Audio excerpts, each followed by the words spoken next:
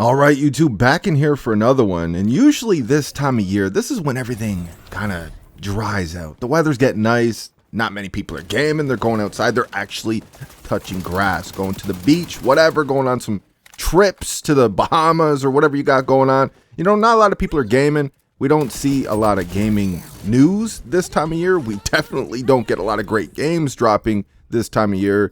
We don't get many releases at all, and then everybody just comes back when everything starts picking up again. And I gotta tell you, man, we're in a tight little pocket right now, and I am absolutely here for it. We just got XDefiant, and XDefiant is never going to be the game to replace COD for me, just because it doesn't have kill streaks. Kill streaks is one of the main reasons I have stayed on COD for as many years as I have now, through all the bullshit. Like back in COD 4, I wasn't getting my streaks, man. I definitely wasn't getting my streaks. I was getting clapped on a game-by-game basis. But when I first started getting my choppers, that was just pure adrenaline. That was a rush, pure dopamine, man. And it was such a great feeling. And it absolutely hooked and got me addicted to that game. So even though we got so much toxic bullshit in Call of Duty now, which we're trying to change, but we can only do so much with our voices on YouTube, even with all this bullshit, the streaks, man, just COD's got something these other games don't got. But I'll tell you this, man, XDefiant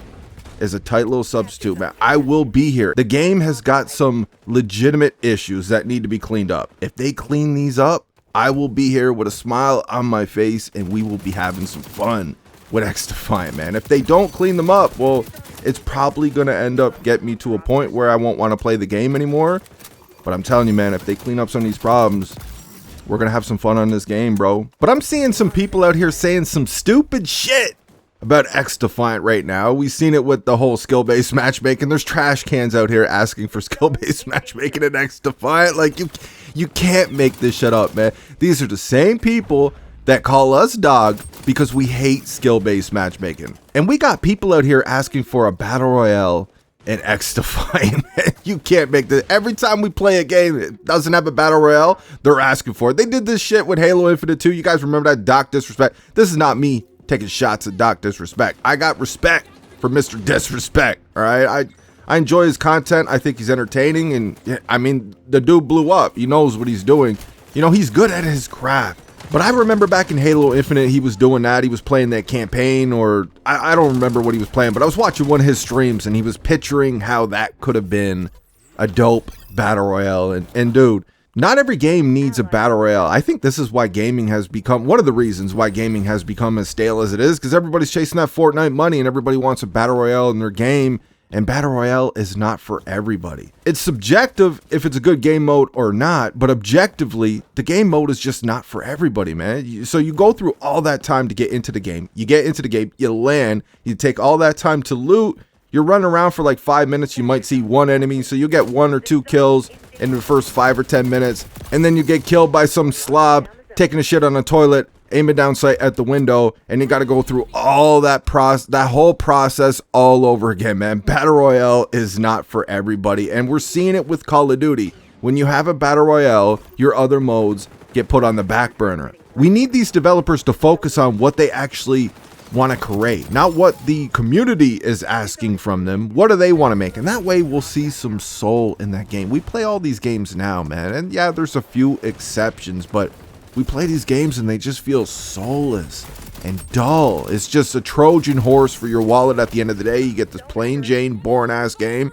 And the store is lit though, man. The store's got everything you want and then some, even though you paid full price for the game, even though you're buying battle passes and shit. The store is where it's at.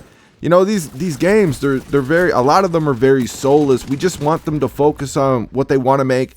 And in the case of Call of Duty, what made it great in the first place, why it became an absolute juggernaut. We don't need a battle royale in XDefiant. Let the developers focus on what they need to focus on. The game that we have now, just focus on making that as great as they possibly can. That's all they should be focused on. But we just got the launch trailer for Destiny 2. I kind of want to speak on that for a second, man, because as you guys know, I've been around Destiny for a long time, man. I was there in the beginning, in the OG days of Destiny 1. One of my favorite games of all times, Destiny 1. I had, dude, so many good memories on that game. I was a Destiny addict back in the day.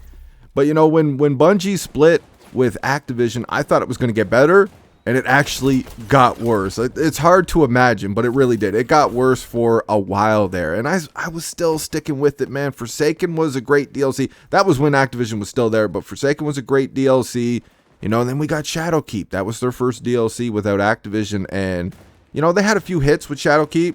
They definitely had some misses, and that started the system we kind of have in the game now. And I got to a point, like a little bit before the Witch Queen came out, which happened to be a good DLC, but before the Witch Queen came out, that's when I just said, you know, I got to put it down, man. I can't do it anymore. Bungie's greed has gotten out of control. I didn't know how it could get worse than Activision, and I'm out for a bit. I'll come back whenever we get our Lightfall DLC, and I did. I came back with Lightfall, but Lightfall, it didn't turn out to be what we thought it was gonna be.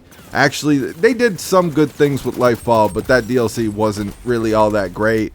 But I gotta tell you, man, this launch trailer we got for the Final Shape, you know, I'm watching this and I'm just like a kid in a candy store or something, man. I'm getting a little giddy. I'm watching this. It threw me off though, hearing Zavala talk. Like, they got Keith David now, and he's a great voice actor. We've seen him in Call of Duty. We've seen him in a bunch of these other games. He's a great, I'm not saying he's not a great voice actor, but not hearing Zavala as Lance Reddick is just, it kind of threw me off a little bit, man. That's going to take some adjusting.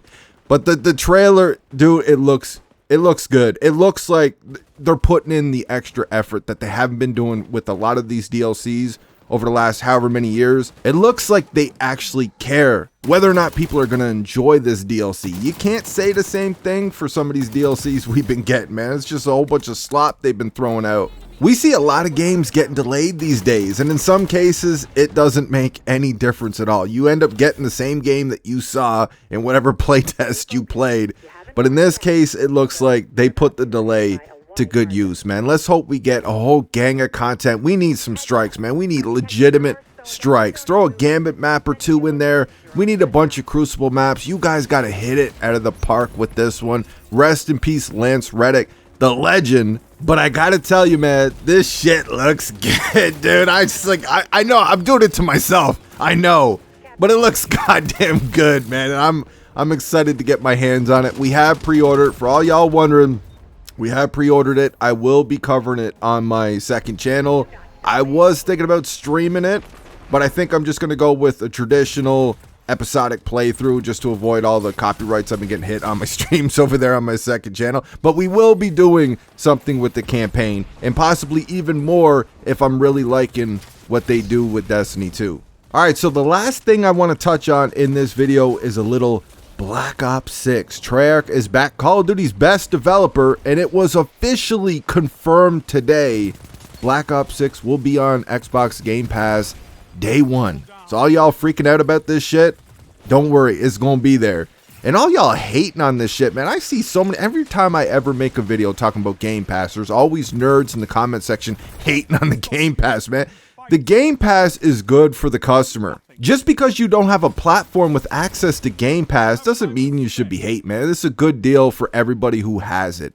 As you guys know, I'm a PS5 main. I gave my Series S to Mr. Man a while ago. Pretty much as soon as I bought the PS5, I just gave baby boy the Series S. That's his console now. I'll borrow it off him like once in a blue moon just to try to get a little gameplay for the main channel on some OG Call of Duties. But that's it, man. That's not even my console anymore. That's his. I'm on the PlayStation.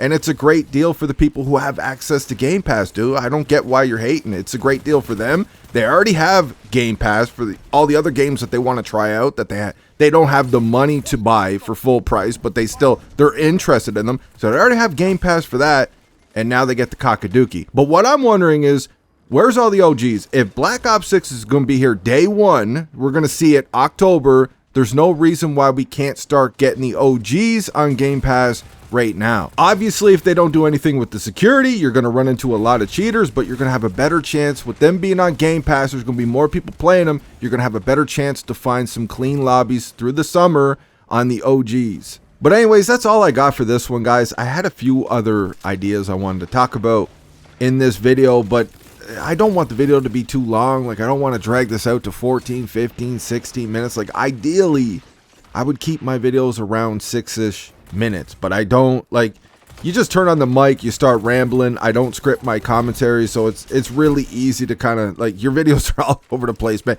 It's kind of hard to hit a certain time frame or a window when you don't script your commentaries, right? So I'll save those for a future video at some point. We got the new season for Call of Duty dropping, I believe, tomorrow or maybe the next day. So yeah, I don't want to make any promises, but we might do something with that.